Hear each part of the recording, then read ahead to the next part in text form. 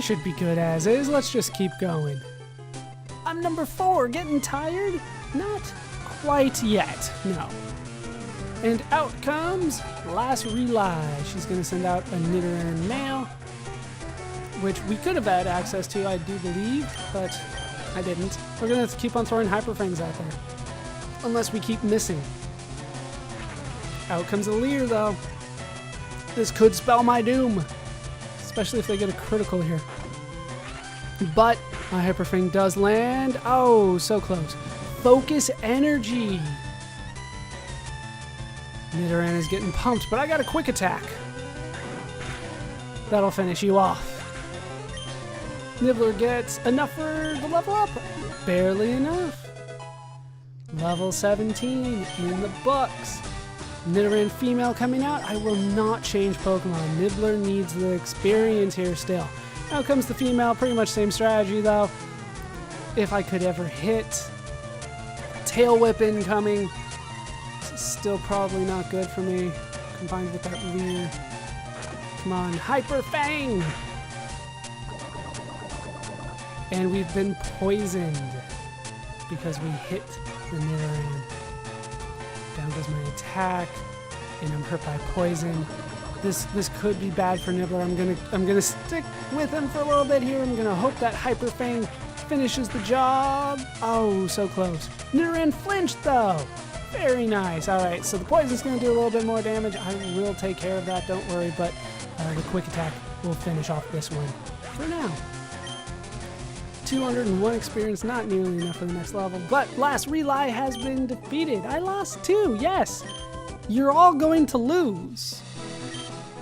I did my best, so I have no regrets. I think I've gone over this before, but if you were to lose, you can just come back and challenge them. There's really no penalty for losing, except for me. If I lose, that's it. But normally, it'll say you white it out, and you'll wake up in the Pokemon Center fully healed. Or just outside the Pokemon Center. It's been a while since I wired out. Either way, though, it is not that big of a penalty to lose, and it's not like it really affects all that much anyway. So, let's use one of my antidotes here. Just make sure that Nibbler lives. And we will put Sanders out front. Because this last guy, if I remember right. Okay, I'm number 5. I'll stomp you. This guy only has 1 Pokemon. If I'm thinking of the right one, I probably am. Camper Ethan would like to battle. Our first camper, he has a Mankey. Pretty damn good Mankey. But I've got a Flyer, so things are going to work out well for me, I think. Karate Chop. Wait, what? That's not supposed to be very effective. Come on. Karate Chop. Barely lived that. That could have been very bad. Very bad indeed. But down goes the Mankey. That did more damage than I thought. Normal types. But we do get level 18 out of that. Is that? I think that's actually the level. I think that's the level. We have defeated Camper Ethan. Whoa, too much. We get a good chunk of money. And now we could have a Pidgeotto, because that is the level, like I said, but I will be keeping Sanders as is. I'll show these, the first time, and then we'll cut them out, for every Pokemon. But Sanders will not evolve. No, he will not. I did my best. I have no regrets. Does everybody say that? Congratulations, you beat our 5 contest trainers. You just earned a fabulous prize, and we have received a nugget from the mystery trainer. Just put the nugget in the item's pocket. By the way, how would you like to join Team Rocket? We're a group of professional criminals specializing in Pokemon. Want to join? Are you sure? Come on, join us. They don't even give me the option. You cannot join Team Rocket. I'm telling you to join. Okay, you need convincing. I'll make you an offer you can't refuse. Forgot that he actually does this. Out comes Team Rocket Grunt. He's going to send out his Ekans. I'm going to need to be pretty quick about changing Pokemon here. Because why did I forget that he did that? Why did I forget? Okay, we will switch. Who am I going to switch to? We'll switch to Samja in case he throws out a a poison move. Just like that. Not very effective at all. Unfortunately, grass is not good against him, so we're going to have to start with Leech Seed here. And then we'll go with tackles. This is why I don't like having just like pure grass all the way through. I like having multiple different types of attacking moves. Not necessarily physical versus special, but definitely two different types, such as normal and grass. That's why I keep it that way. He's going to use Wrap, it's fine. I guess I looked up Wrap a while ago, and I guess it's not considered broken in the first generation game, but they definitely changed it. And I always thought it was considered broken, but I guess I was wrong about that. They're like, no, that was how it was supposed to be. And I'm like, that's stupid. It's broken, the way that I described it before. I will change Pokemon, however, for Bebo. Well, for their Bebo, for their Zubat. I'll throw Templayer out there. Templayer can hold his own against that guy. Rumpus, unfortunately, not as much. I could actually try to beat him with my Nibbler, but it's probably not going to be good, because this guy probably has bites. No, he is too low a level to have it. If he has it now, I'll be quite upset. Go Mega Kick! He's going to go for Leech Life. But since that's a bug type move, I'm not too scared. Just there's no good bug moves in the game. And I think the best one's Pin Missile, and even that's not particularly good. But down goes Zubat in one hit.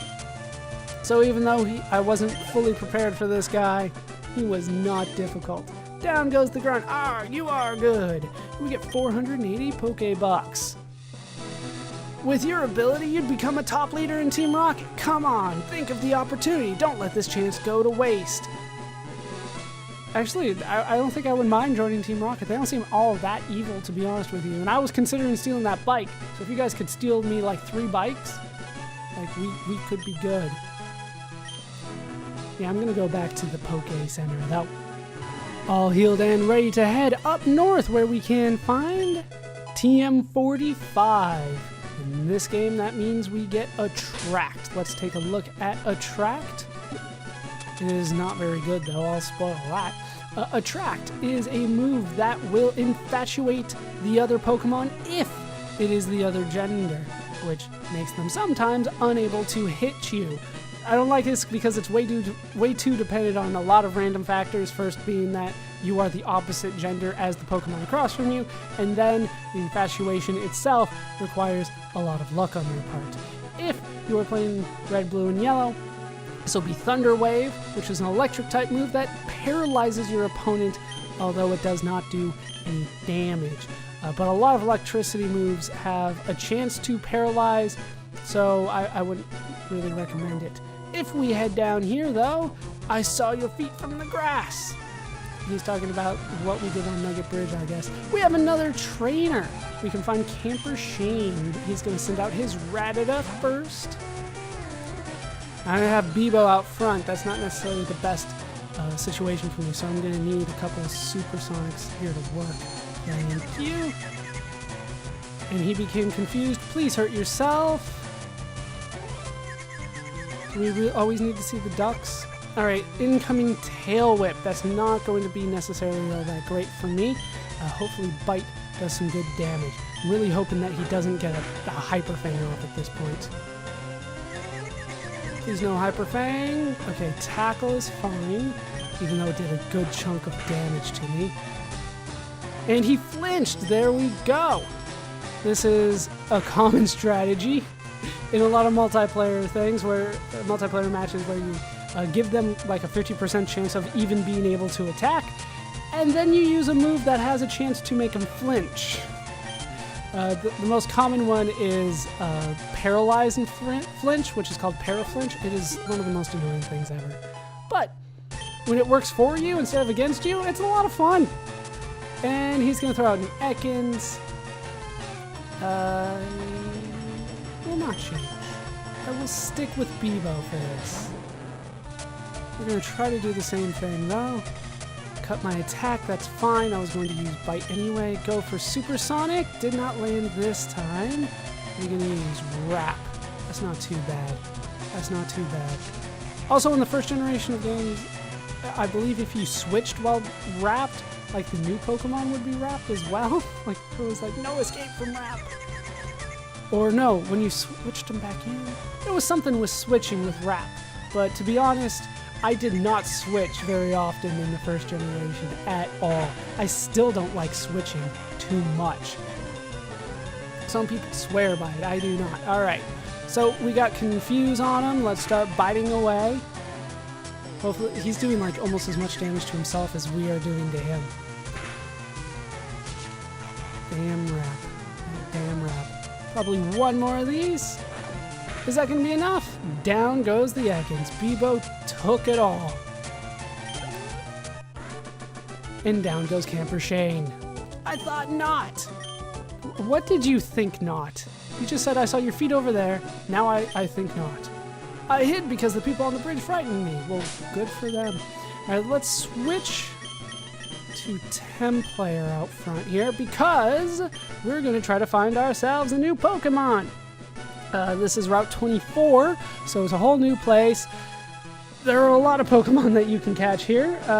In this version of the game, LeafGreen, there are Pidgeys, there are Abras.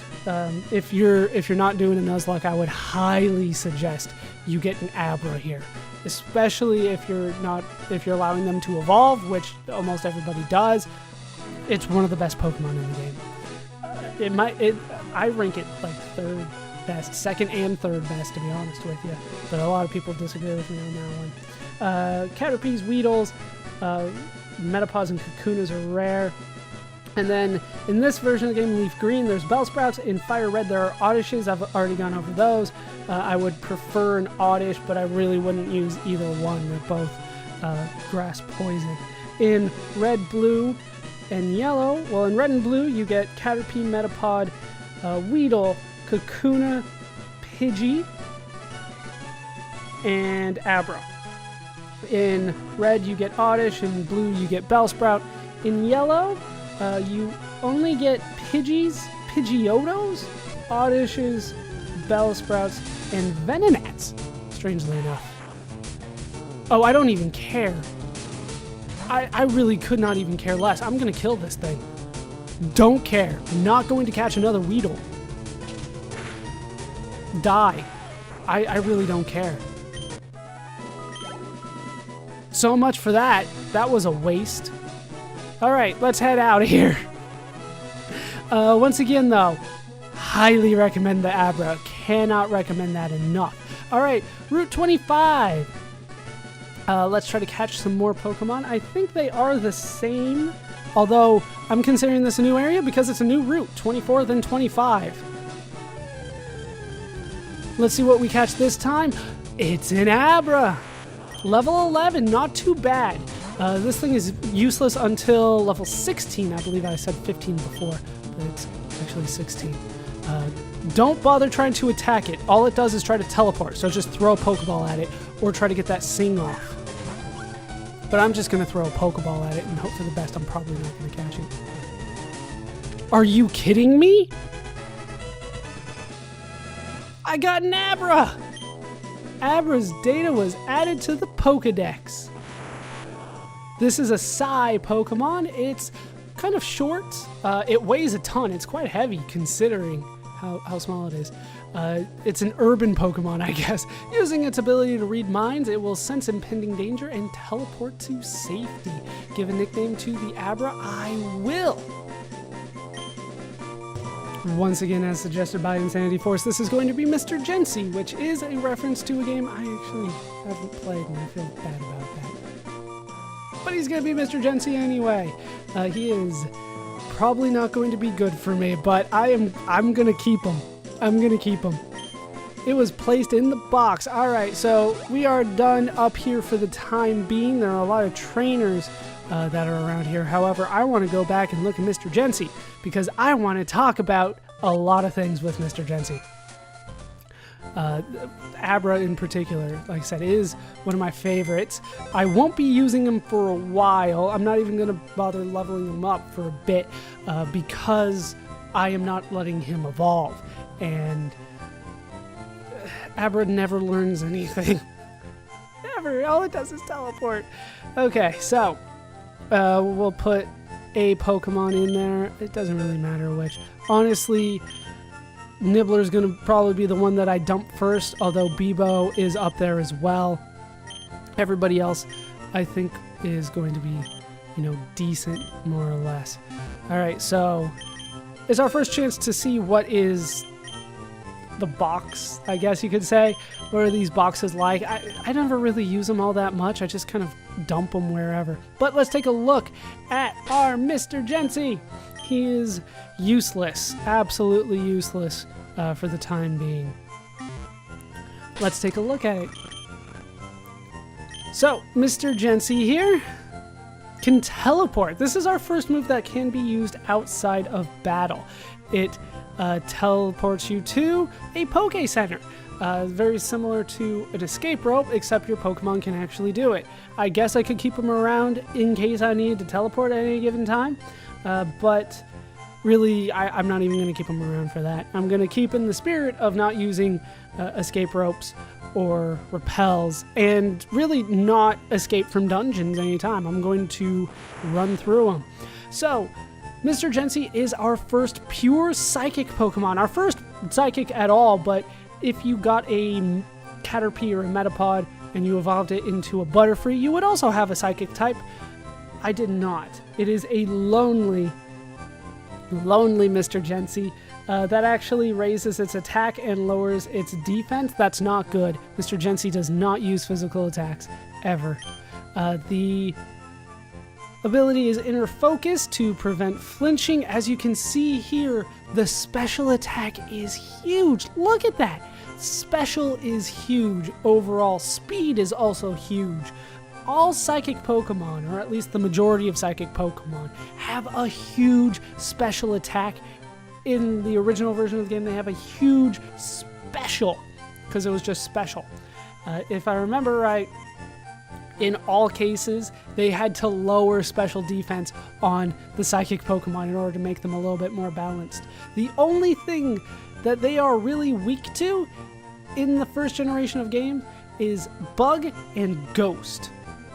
Nobody really uses a Ghost move that can use it effectively, and there aren't any good Bug moves out there, which made Psychic damn near invincible in the first generation of games.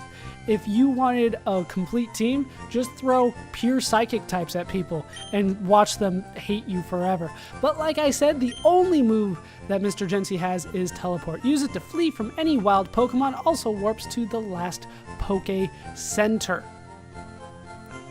And that's it. That is it.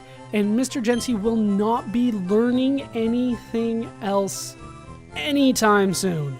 The only way that Mr. Jensy will be learning moves for me is through TMs, because normally, once you get up to level 16, I thought it was 15 for some reason, but it's 16, you have to evolve, and then Kadabra, as it turns out, will learn a move known as Confusion, which is a psychic move that is quite powerful.